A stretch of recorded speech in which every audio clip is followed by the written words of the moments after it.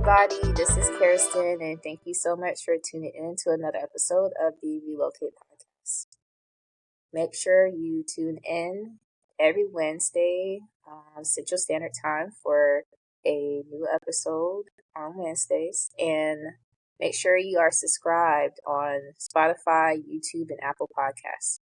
That being said, today I have with us Nadra, who is a clinical social worker based in California. She has been to numerous places throughout the United States, including Alabama and New Jersey. She is a graduate of New York University, and she is the first person I've had on this podcast who actually relocated back to their home state. So this is going to be an interesting conversation I look forward to. And I'm sure that if you're listening, you're looking forward to listening to what Nadra has to say. So, ladies and gentlemen, and everybody in between,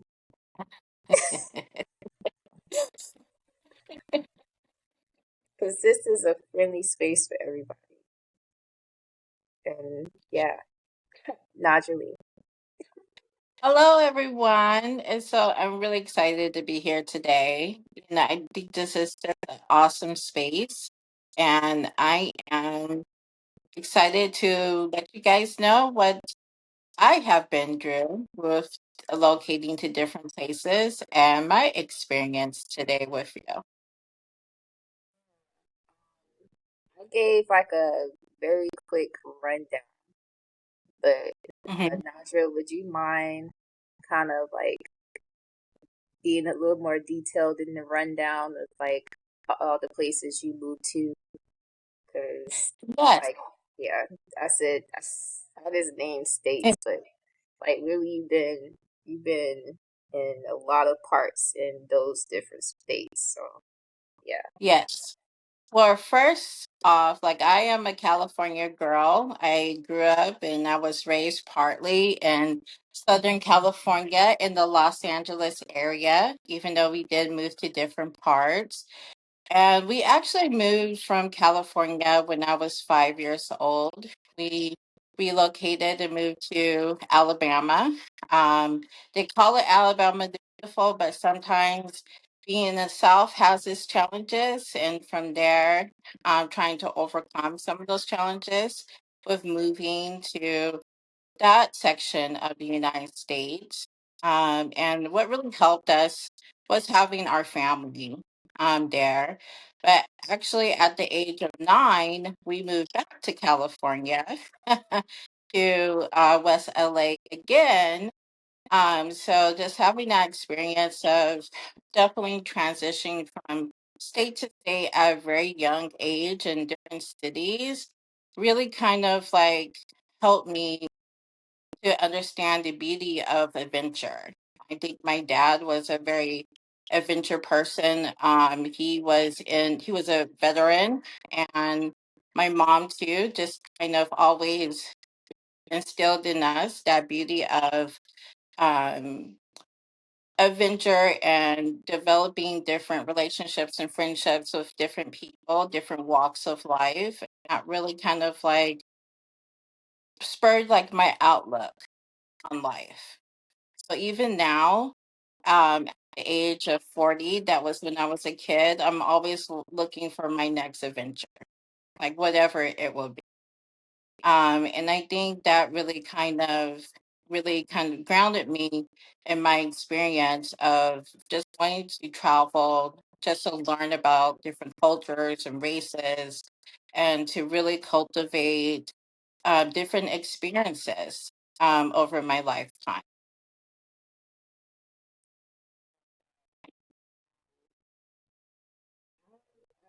Did a I did an episode with a family who they travel all over the U.S. and they homeschool their kids, and Hmm. they get to see all parts of America and communicate with people from all walks of life, and that level of like diversity, I'm sure it's going to pay dividends for them, just like it has for you. Because now you're in a Mhm. role where, as a social worker, you're really able to, I'm sure, draw to those moments of your childhood and use Mhm. that as leverage to be able to help people, I'm sure. Please correct me if I'm wrong, but that's just my speculation. Yeah, for sure. Like I feel like since I have been exposed to so many different people and populations, that really has informed my work. Being able to have the ability to, work with people who, disenfranchised sometimes or feels like that. Indigenous people who um have like that experience, BIPOC also, women of color. And also I can work with, a veteran who is 70 plus years old and still have that therapeutic relationship and the understanding how they view life in general. So that really I have really truly embraced that over the years and valued that experience of being, like taught how to, interact with people. And I learned from my parents. My dad was a very extroverted, very kind of welcoming person. Like when he walked in the door, he kind of commanded the attention of everyone. And then my mom, she's a Southern Belle, but a sweetheart and very gentle and soft. And I think I have a mixture of both at times. I see in myself. So a lot of the people who I meet, yeah, I can be very friendly and personable, but also, they sense that calmness. And I think I got that from my mom too. Like they feel like that calmness, and that helps them to be able to open up to me.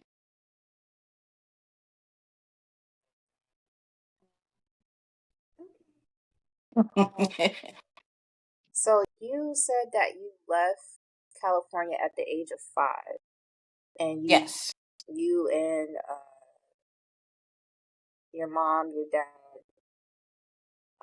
moved to Alabama, yes. and you had family there in Alabama. How long were you hmm in Alabama, actually? For about I would say 4.5 years. I moved there when I was 5 years old, and I think at the tail end, I was almost 10 when we moved back to California. So about 5 years, I would say, that we were there. Yeah, yeah. And my dad is actually from Alabama, and that's the reasons why we moved back.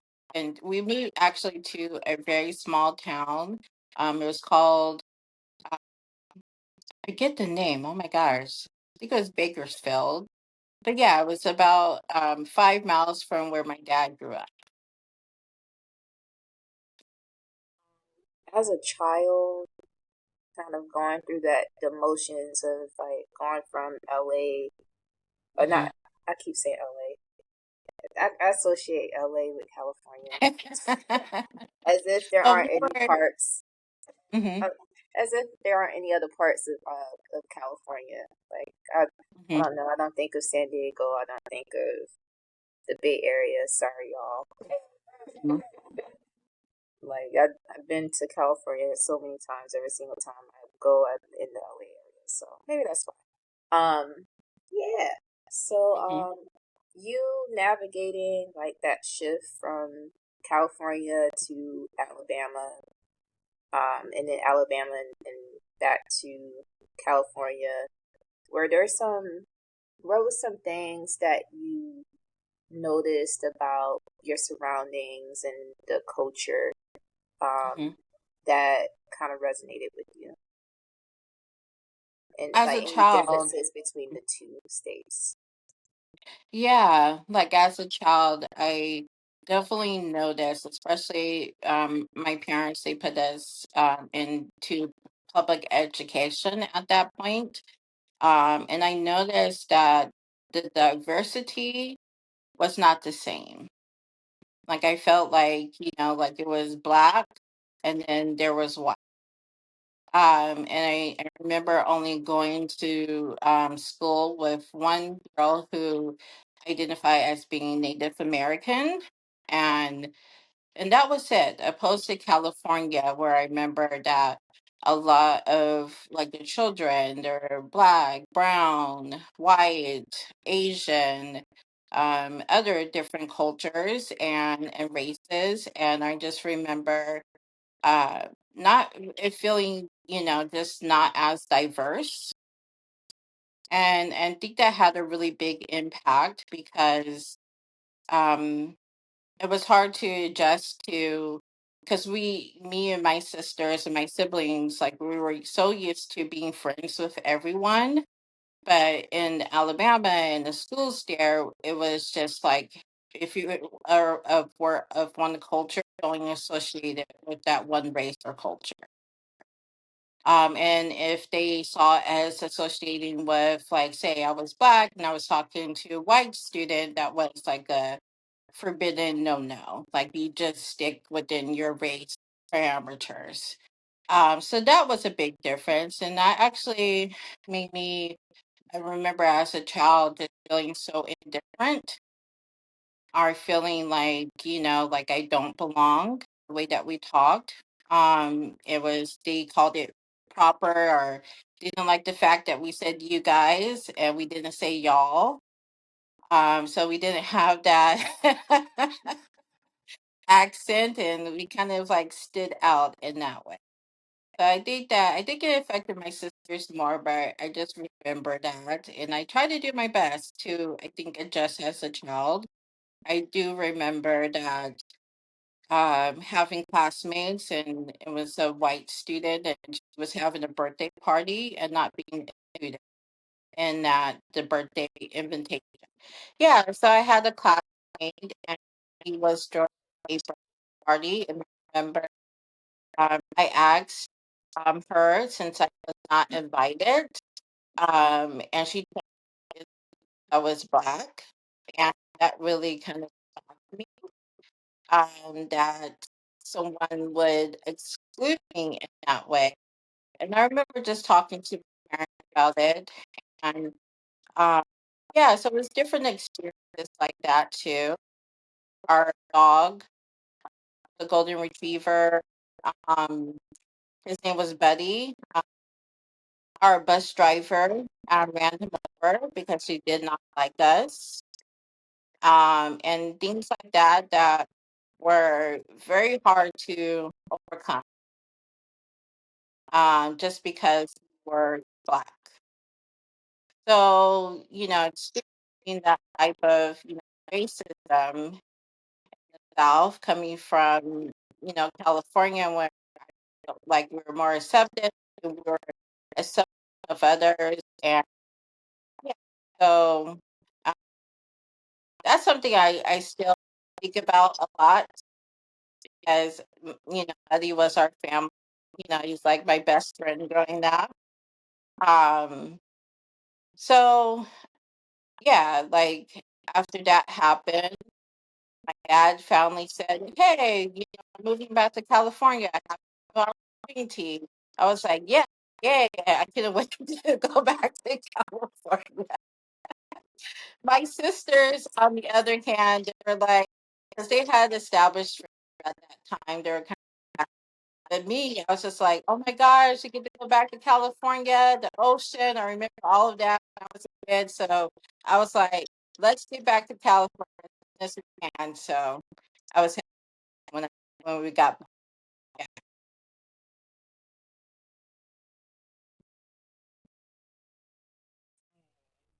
So sorry to hear about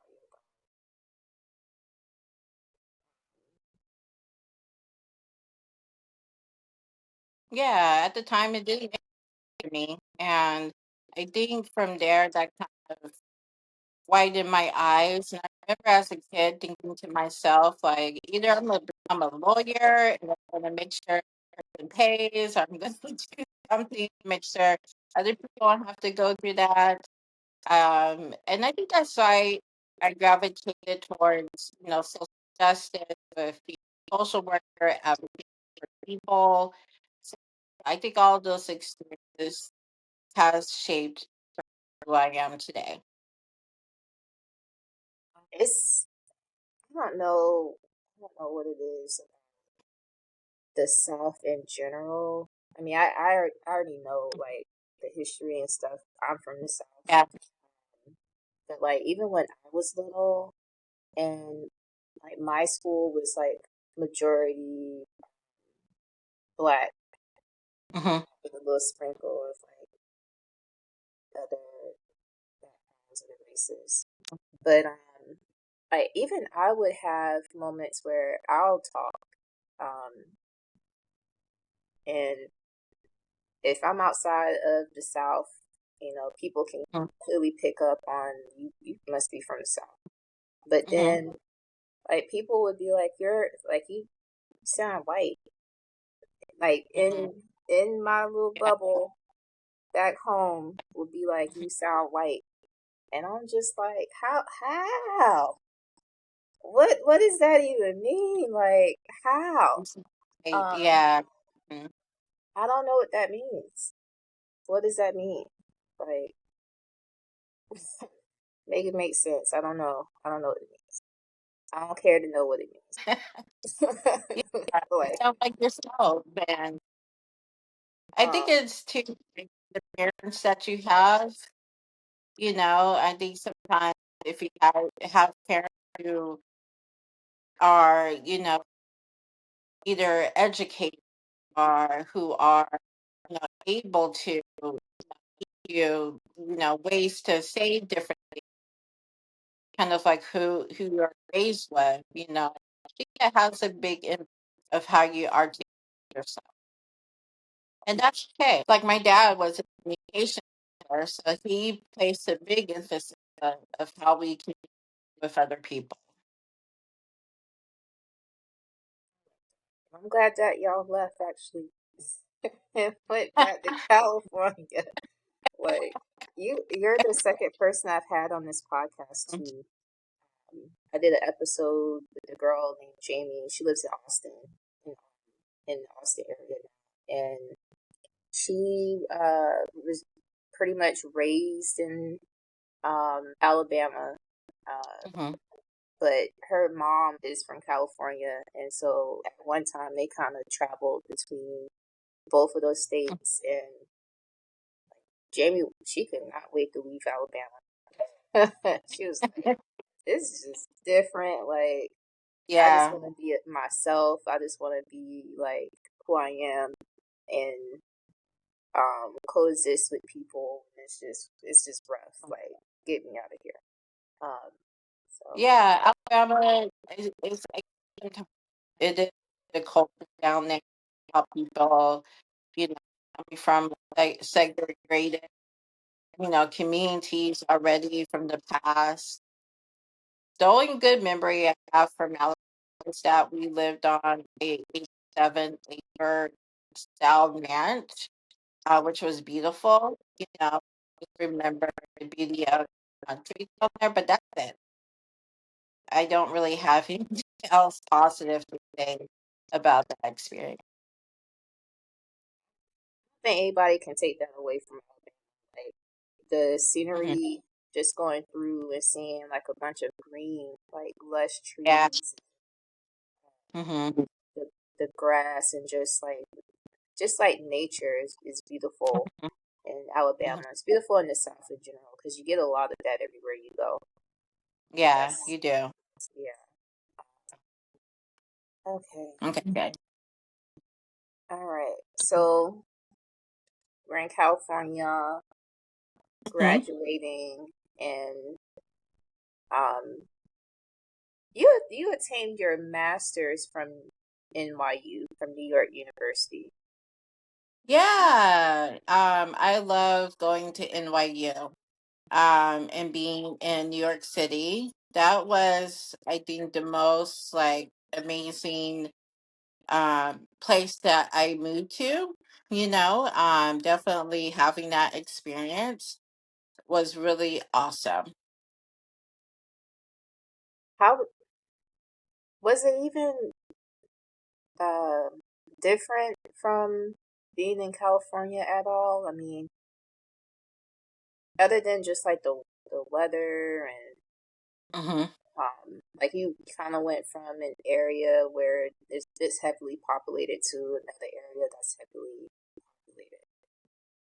Yes, and there was a difference. Like coming from California, I mean, I actually, before I moved to New York City, I was living in Santa Barbara, California, which is basically it could be spring year round, so you don't really get too much of a change in weather, and I think that's why people love it there, or people love Southern California in general, because the weather is pretty much nice. Like I remember coming from Santa Barbara and not even having owned a jacket, like a big one or anything, only like thick sweaters.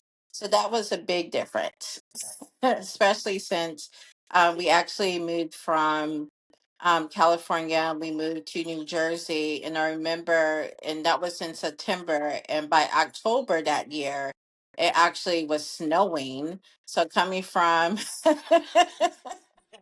spring like beauty, like never really having, too many, crazy, fluctuations with weather to snow. Yeah, you've been everywhere in California. Yeah, I I've can't been speak for everywhere from California.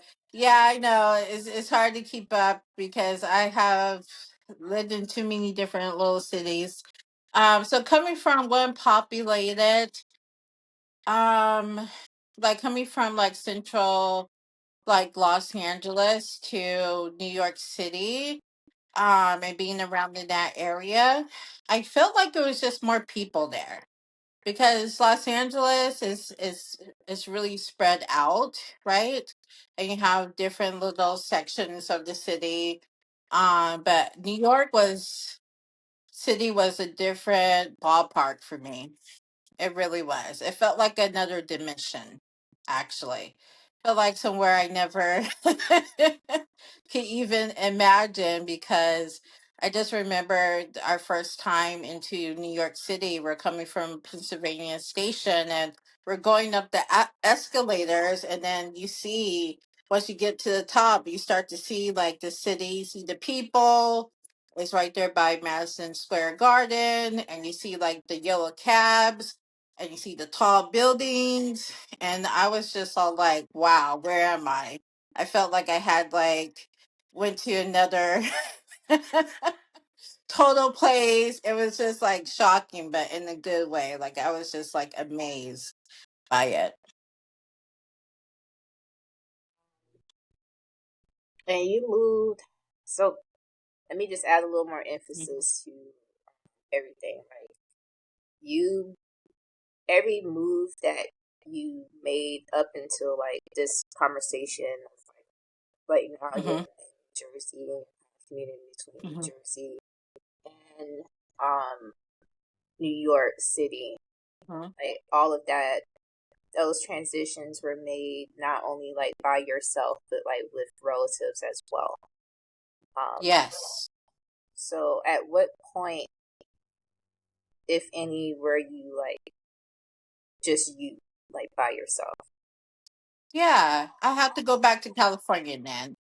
I moved to Santa Barbara, which was when we, all by myself, and that was a city, like it's still in Southern California. It's like a beach. They call it like a sleepy beach town, but it's really beautiful. Like you have like the ocean on one side, and you have the mountains on the other side.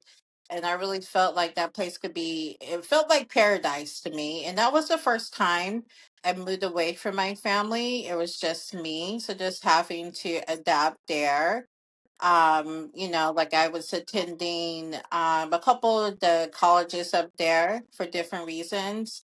I studied politics at UC Santa Barbara, and then also that's when I was getting my certificate for alcohol and drug counseling, and moving towards being a therapist at Santa Barbara City College. every single day I saw the ocean, which was amazing. Like I lived not even a mile away from the beach. So it was a time of learning how to be without my family, not having that support. Um, but I made friends and very quickly made friends. Either it was like I think of my friend Maria, and I remember meeting her right out the way, and she was just like, "Yeah, like let's go do this, let's go do this fun." She had moved. I mean, of course, like she was going up there for school too, but and then I also lived in a co-op with different students, and that was a really good experience. And I think I just stayed too long there. Like I found myself like being in my 20s and just kind of like, and Santa Barbara is kind of weird. Like you either have like the college age student or people in their mid 20s, and then you have older people who are in the retirement. So it's not that big of a, a city, maybe for adults past maybe 25 to whatever years. At least that was my experience. So I really felt like, and I was ready for a change and for a move. And my dream was to move to New York City. Like that was my dream. And I wanted to do that because I had started getting into photography. And that is like another one of my passions. And I really just wanted to experience, instead of just capturing, like at the beach, like sunsets. Like I really wanted to learn about architectural photography, cityscape. So that really kind of made me just want to move to New York City because we have all of that. So I moved there, when my family said that they're relocating to New Jersey. I kind of hopped on the train and they were surprised. They're like, I don't think Nadra would move from Santa Barbara because it's just so beautiful and so peaceful. But I was just like, you know what? I need to change. I need to grow. And I'm so glad. I'm so happy that I did that. You mentioned growth. Hmm. Uh, can you break down the ways in which you experienced growth when you were in that New York, New Jersey area?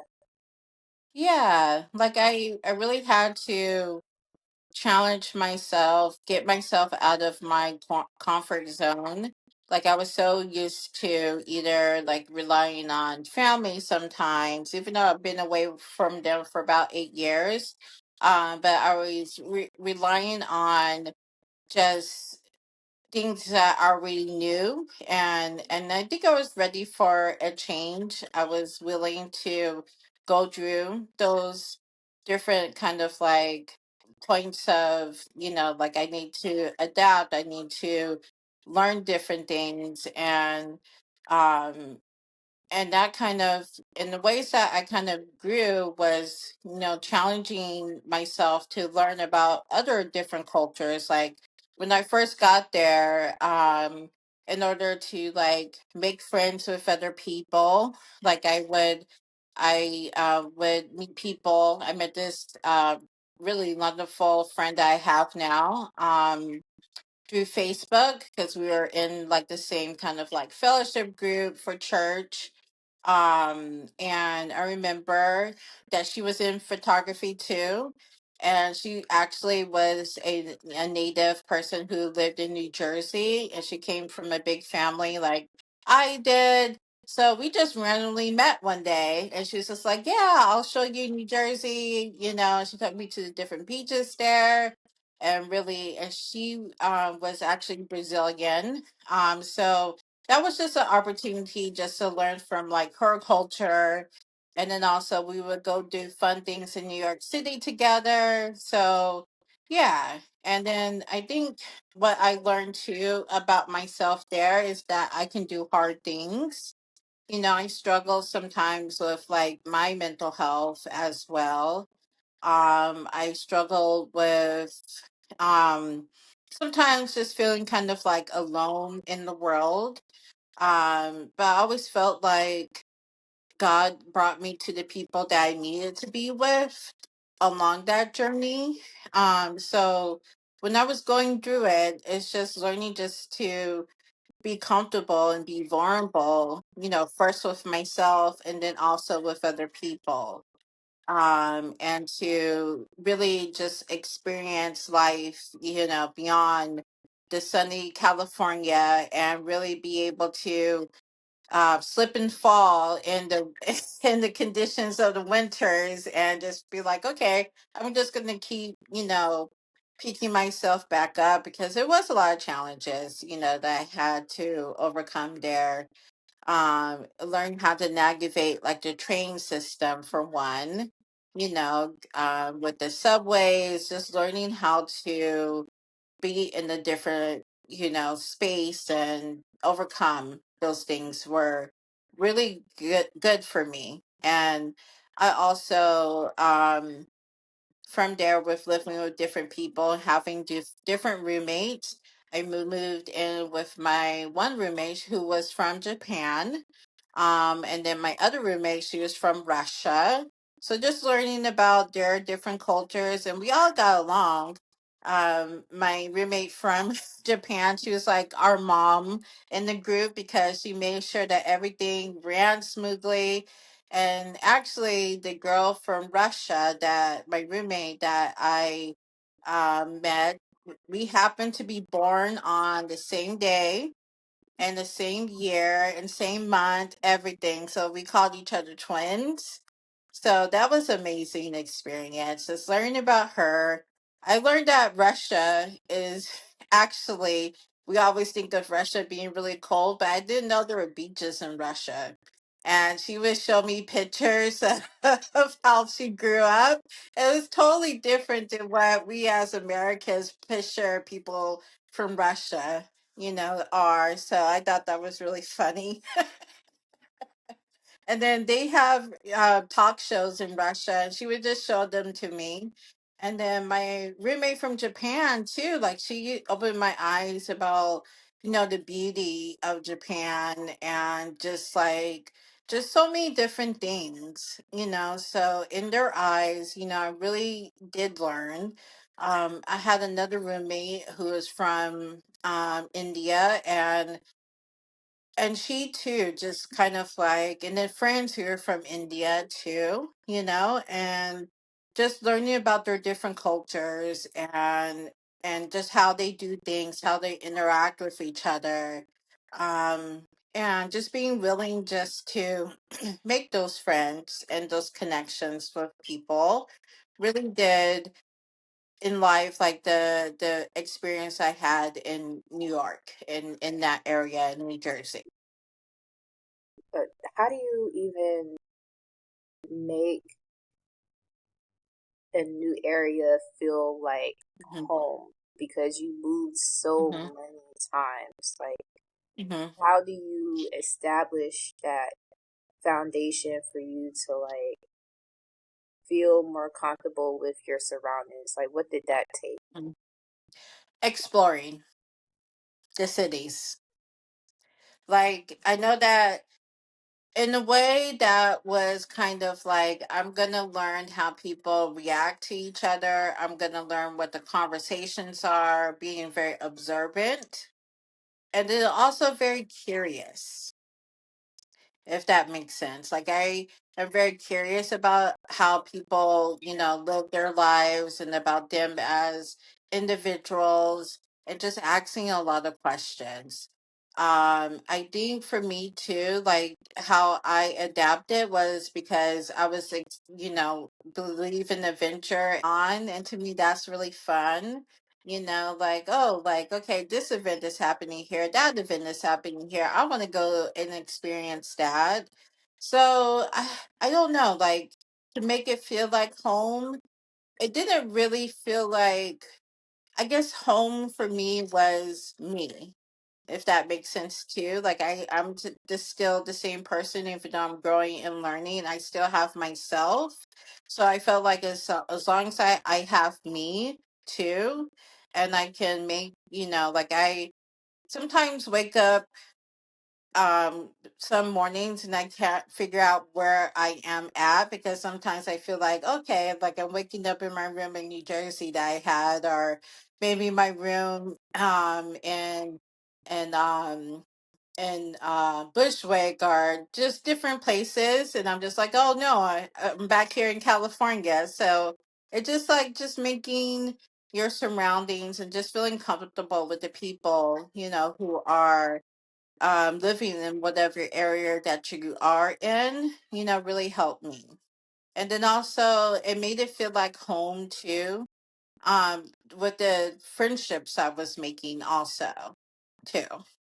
I had the experience of really meeting really positive people who are just, just felt like family to me as well. And I think that made the difference. I know you mentioned there are moments where depression kind of like Mm-hmm. set in a little bit. And you mentioned um, feeling like alone in the world. Mm-hmm. Was that thought kind of with you in every place that you relocated to, or was it when you were in New Jersey when you experienced that? Yeah, I think I felt alone because there was a point where my family, we have moved together to New Jersey, and there's a point where they actually left me there. So I just kind of like had to readjust and kind of like how to, navigate it on my own instead of relying on them for support and that emotional. And I think that's why I kind of gravitated towards, meeting new people, and putting myself out there. Because I do know, like, sometimes now that I'm talking about it, yeah, it is uncomfortable, to sometimes put yourself out there, right? To be like, okay, meeting someone new. Even though I find it easy to do sometimes, but it is that uncomfortability, that awkwardness.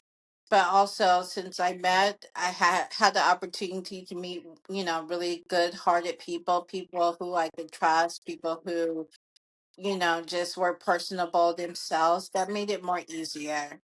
And then when I did find myself being lonely, just being able to talk about it, and I think that's where my growth, as I experienced different things. Like I was going to school out in New York, and then also working at the time in the social work field.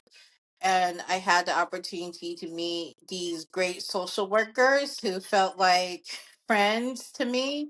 And I relied on them heavily. Like I remember meeting like a mentor, and I think social workers are the best friends you can make, because you can go in and be like, I'm not having a good day. They know how to, help you along, and how to, kind of comfort you. So I think just being able to do that. But yeah, that does take vulnerability on my part, and just being able to overcome that. To say to myself, like, even though it feels, like scary, and you have that fear, and like you don't want to, sometimes put yourself out there, but it's necessary, because who are you going to meet at the end of the day?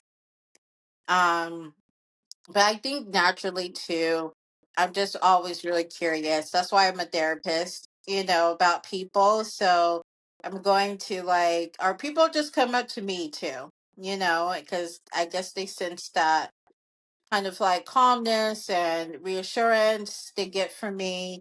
But I was willing to do it. Like I remember when my, first like coworker friends, when I first met her, she was just like, you know what, I wished or when I was younger, I wished I was like a nun. And I was just all like, a nun? I was just all like, do you want to be a nun? And that kind of spurred my curiosity into her. And I was just so like, and it's so cool because actually, here, like, she sent me that same very friend for Valentine's Day, sent me a card.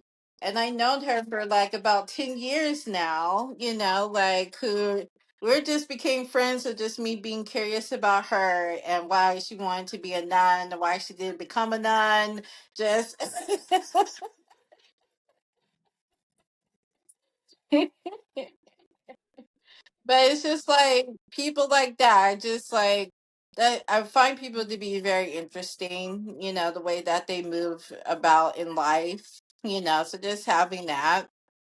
Also to make friends over there. I did Meetup, which is like this app and then also website. They, people are hosting events. So I was like really curious about photography. I met this instructor who was actually an instructor at NYU. That's before I went there. And he taught photography classes. I met dope people there. We would go to Central Park, Bryant Park. Just like, yeah, and that was always fun to me. Yeah.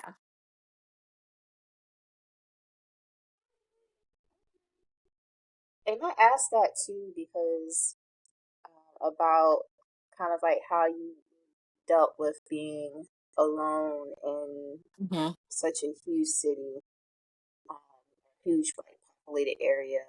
Mhm. I mean, I had that moment too when I was in Houston.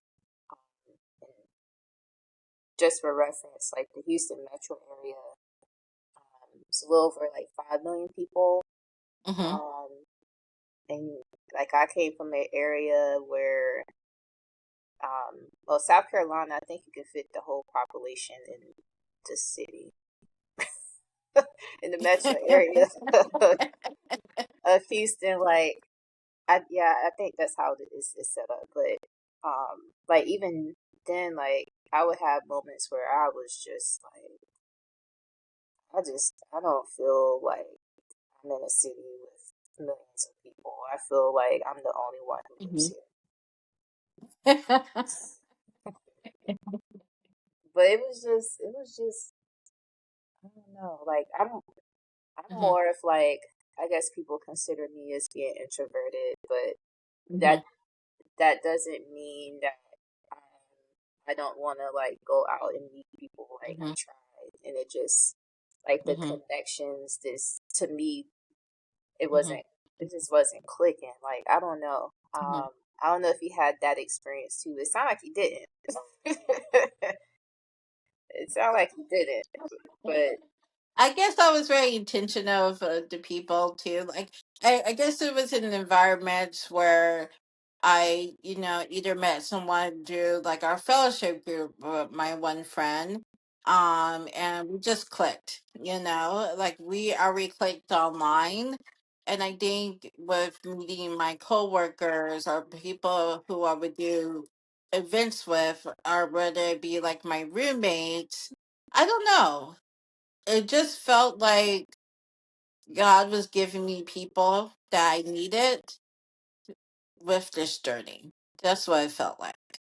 And these are like friendships that I have cultivated, like over the years. The same people like that I still talk with, you know. And I think I'm a very good observant person of different people. Like I remember meeting this one person who right off the bat, like even though we're friendly, I just knew that it just was not going to work out with that connection and just being okay with that. Some people you meet who are just acquaintances and some people you can have that deep connection with. Yeah, and I think I was lucky in a way too. Like, since I was over there and just like in meeting with my career, our school, like people who kind of like have my same values, too, and people who wanted me to succeed. I had really great mentors who were just all like, yeah, like yes, you should go get that BA in psychology. Yes, you should go, get your master's. Let me help you. Let me help you figure it out. And that was like amazing too. Yeah, for me. I'm trying to think if there was anything along with meeting people or being connected to the city. I think because the East Coast too, for me, was such a fast paced environment, and I love that too. There wasn't too many moments of, like sometimes slowing down or whatever. And I think that really did, excite me. That was so much fast paced and that I could take my camera anywhere and capture different moments. But yeah, I think when depression did start to come in was my self doubt of me and my abilities at different moments and times. That's what Yeah. to Yeah. hit, because I know you mentioned Mhm. like your safety net left you. Yeah. Like they said, peace, good luck. Mhm. Mhm. I get that. That's kind of how I felt, to like doubting myself. Like, am I not Mhm. saying the correct things? Like, Mhm. am I the problem and the reason why I'm just not clicking with people? Like, Mhm. um, how, what is wrong with me to where um, I can't feel settled. That's how, So yeah, that's how yeah. it Mhm. was for me for a minute. That's kind of how I felt when I thought like I'm the only Mhm. person who's in the city. Gotta be, Mhm.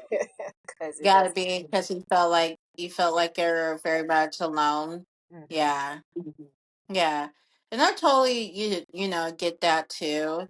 I think it when I did feel lonely, it was, like I'm working toward since I had trying to accomplish school and trying to get my degrees too.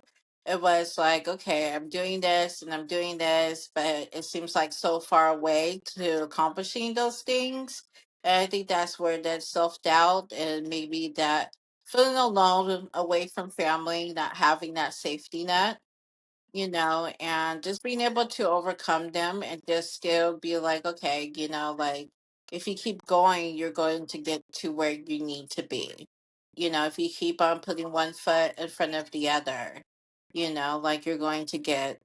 And then also, I did reach out for support, like it was a time where, like, cause I knew like, just for me, like needs having support was really necessary, especially being in the like psychology field and therapist. So I found a really good, great therapist who really helped me overcome like that self doubt and that self esteem and how to build confidence. Even though like I always felt myself to have confidence in different areas, but it was that belief that I could succeed and that I would and be able to accomplish my goals that I had at the time.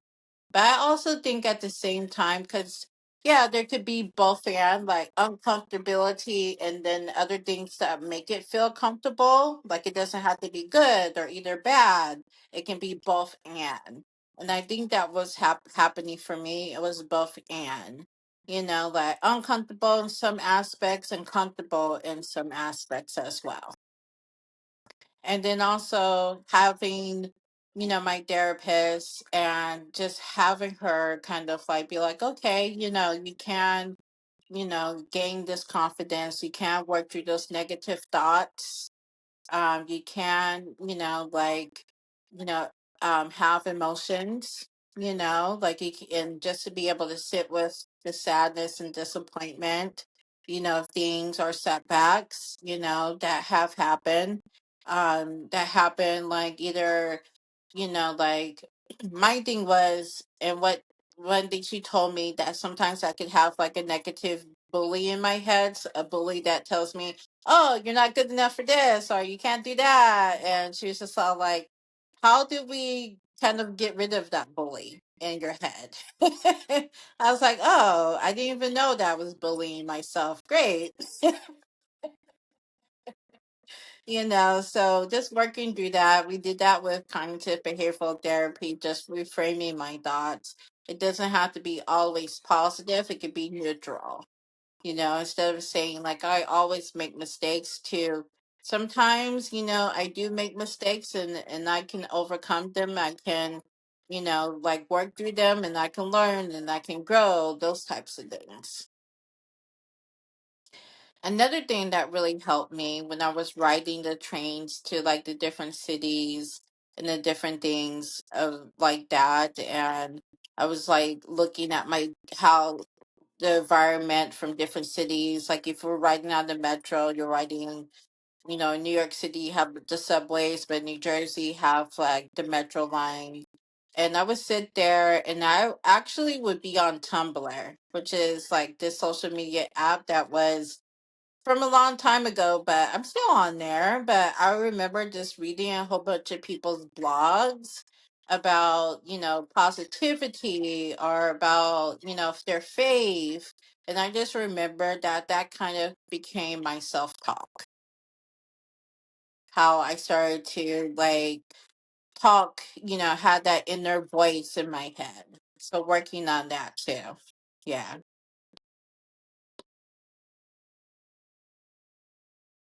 It sounded like you had a blast in that area, in the New Jersey, New York area for the most part. So I'm like wondering, so I know you graduated, like Hmm. why did you not stay? Like you're back in California now, Hmm. like based in California, Hmm. and you're doing clinical social work there. Hmm. But what led to your decision to move back to California? Well, I had always told myself I wanted to live in LA. Like my dream was to move to New York City, but I knew at a certain point, that's why I always believe like I'm a California girl at heart.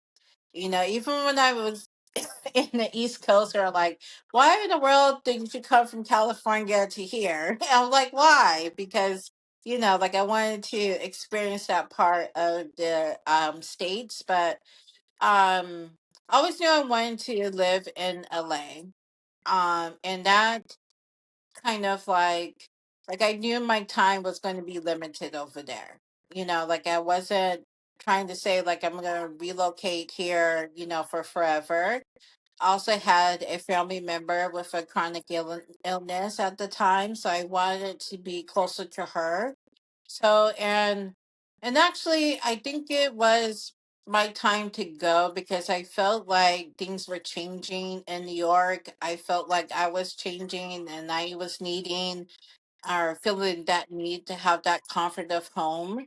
I was there for 8 years, and during that whole 8 years, I've been back to California once.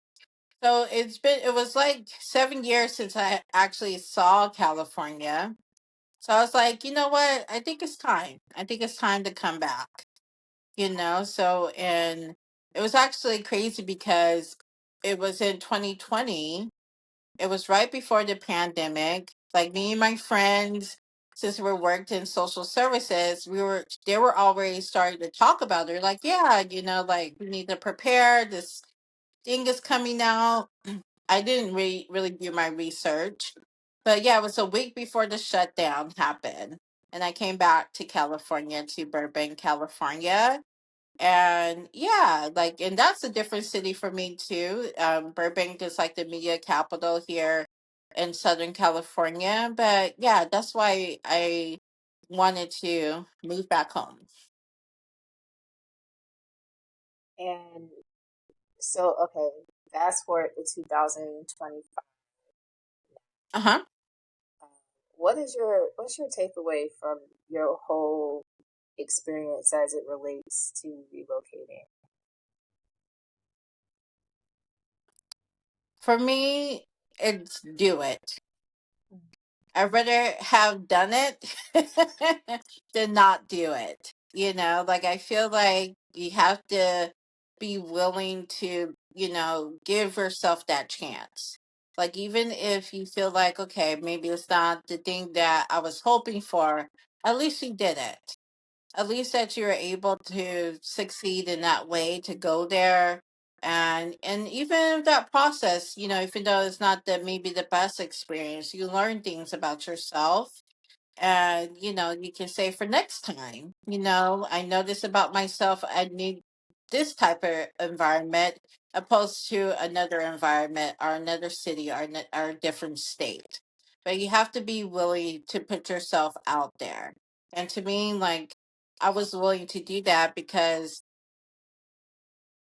I never thought I would probably leave, Santa Barbara, since it was just so beautiful and I just loved it there in this peaceful environment. But I knew like I needed to change.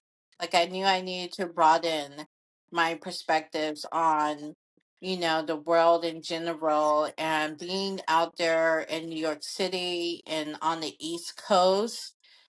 I learned so much about other people, just, being out there, experiencing, being in, Philly and having a Philly cheesesteak sandwich that was made by a black man back there working the grill, and and I just feel like, hey, actually that tastes really good, and just like experiencing all those different things, yeah.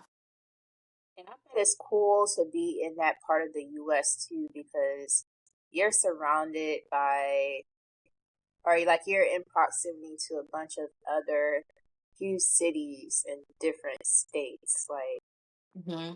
that's something that I would like to experience, but I just personally, me, I don't like cold weather. I say that in like every episode. I don't do cold weather. And actually, I went to Philadelphia Mhm. for the Eagles parade. The Fly Eagles Fly. We the Super Bowl champs, baby. Okay, so anyways, I was in Philadelphia and I felt like a deer caught in headlights. So I don't know if I'm built for that. Like at one point, Mhm. I was looking to my friend. And I'm just like, I feel overwhelmed. Like I just feel like my mind is all over the place, and I couldn't put it into Mhm. words in that moment. But I was thinking maybe it was just my job, like, or because I brought my work computer Mhm. with me. But Mhm. no, it's just being in the city. Like everything is moving. Mhm. Like Really fast. everything is Yeah. moving. And I think I partly love that, but also, yeah, you can get overwhelmed by that too. Especially I can be prone to anxiety, but I don't know. At the same time, I loved it though. I love that it's fast paced. I love that nobody sometimes I felt like in life, like I had the spotlight effect that everyone's watching you. It's a psychology effect, but I felt like no one was watching me over there. Like I could be whoever. No one cared. Everyone's just too busy to, take a moment to, sit and watch you sometimes too. So that's what I loved about that too. I felt like I could just finally be me, and I don't have to worry about what other people would say or think or do.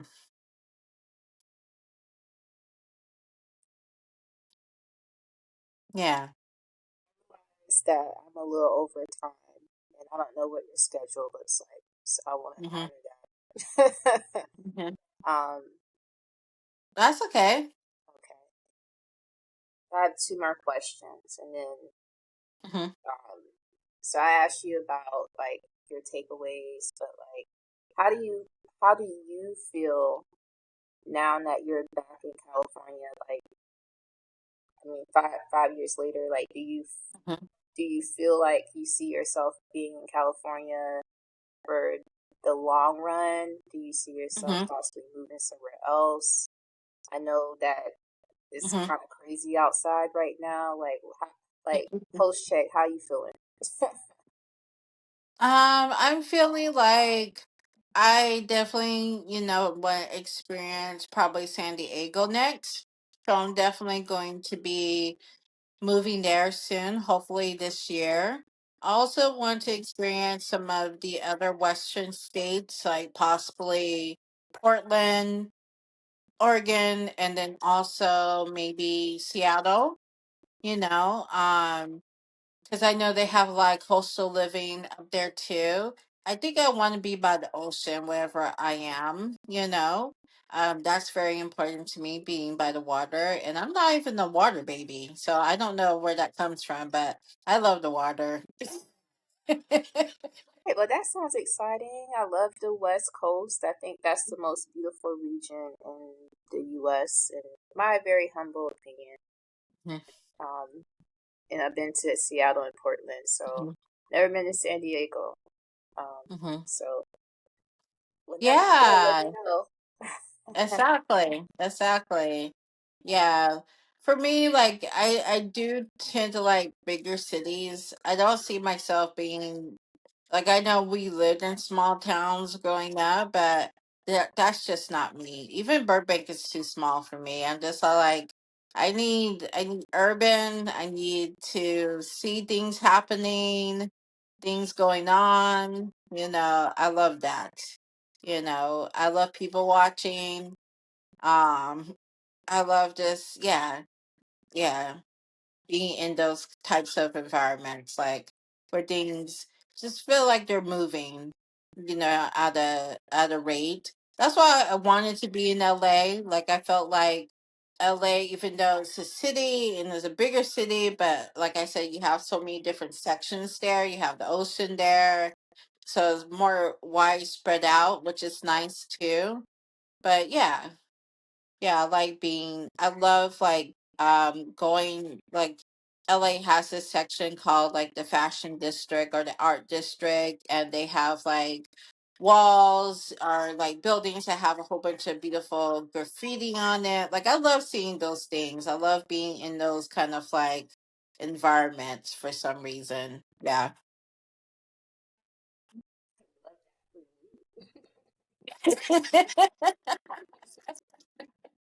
You go, girl. You go, girl. Slay in those big cities. You do that. Okay. Last question that I ask everyone. I want to know, what words of advice would you give to the younger version of yourself? Mhm, Um, based on, just all the experiences that you mhm, had. And when I say younger version of yourself, I mean like the person that you were. Hmm, this is a good one because mhm, you moved like everywhere. Like the version of yourself that when you were in Santa Barbara and mhm, you were kind of just like I think it's interesting how your folks just didn't expect for you to leave. I think that part kind of stuck out to me the most. mhm, Actually, a lot of things stuck out, but like that part right there when you they didn't think that you were going to even go to New York, but you did. mhm, Like, mhm, so that, I don't know, to me that kind of gives like, I don't know what it gives, but like what words of mhm. advice would you give to like the younger version of yourself? I think I would tell myself that it will be okay, and to be patient, and to trust the journey, and that the journey is actually could be really fun, challenging, but really fun, just like the this destination too, that you can accomplish your dreams. And yeah, like I said, just be patient. Just tell my younger self, be patient. You will get there. You can do it. Those kind of like affirmations, those kind of affirming statements. That's what I would tell that person. And, no matter what, you're going to be good. Thank you, Nadra. Appreciate having you on here and sharing your story about Hmm. how you hopped all over the place and um, I don't know. Maybe I have one more question because, like, Yeah.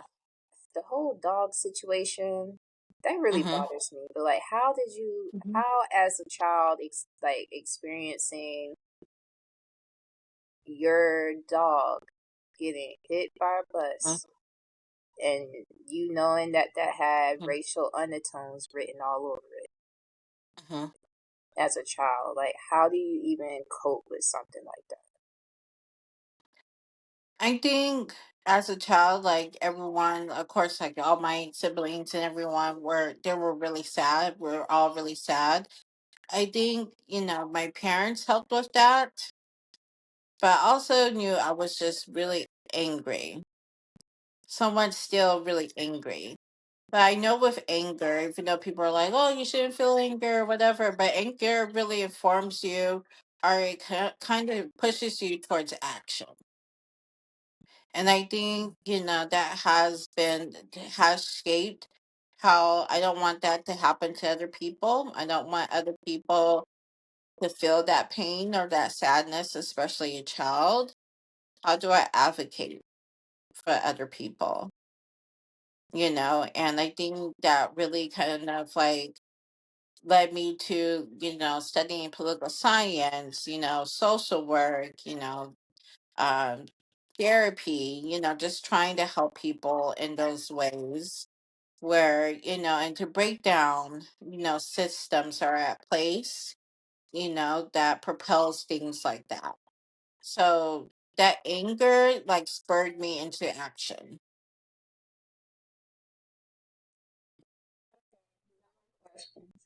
Thank you for being on this podcast. I appreciate you.